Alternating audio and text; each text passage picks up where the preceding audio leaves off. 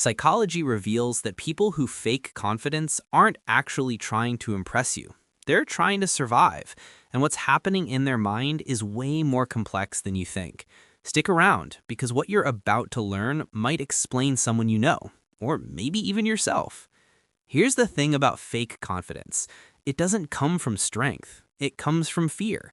These people are terrified of being seen as weak, so their brain builds a defense mechanism. Psychologists call it reaction formation.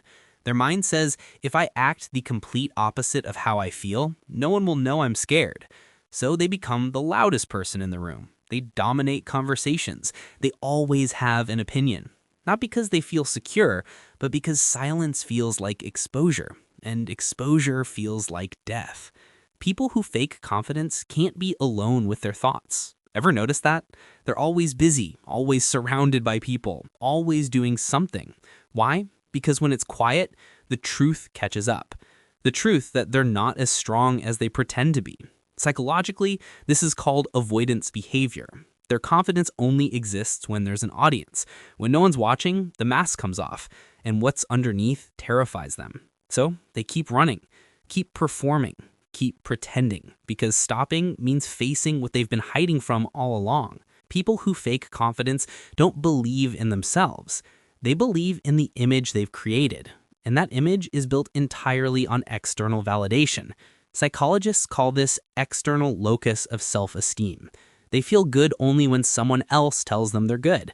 A compliment, a like, attention, praise. That's their fuel, but it burns out fast. So they need more, and more, and more. They post every win, brag about achievements, and fish for compliments constantly. Not because they're proud, but because without that feedback, they feel empty. Their confidence isn't internal. It's rented, and the rent is due every single day.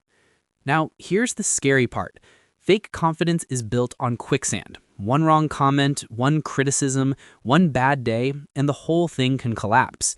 That's why they're so defensive. That's why they can't handle feedback, because their entire identity is tied to this image of perfection.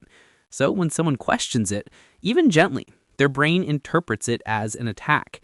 Psychologically, this creates something called ego defensiveness. They're not protecting their opinion, they're protecting their survival. Because if the mask cracks, what's left?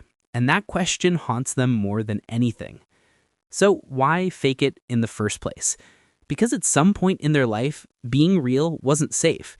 Maybe they were laughed at for showing emotion. Maybe they grew up in a place where vulnerability was punished.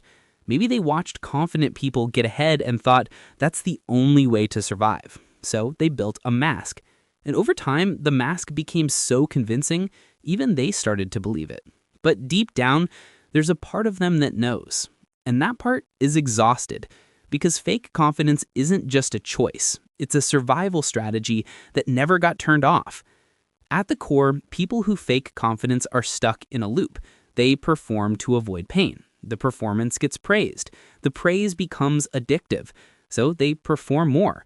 But the original fear, the one that started it all, never actually goes away.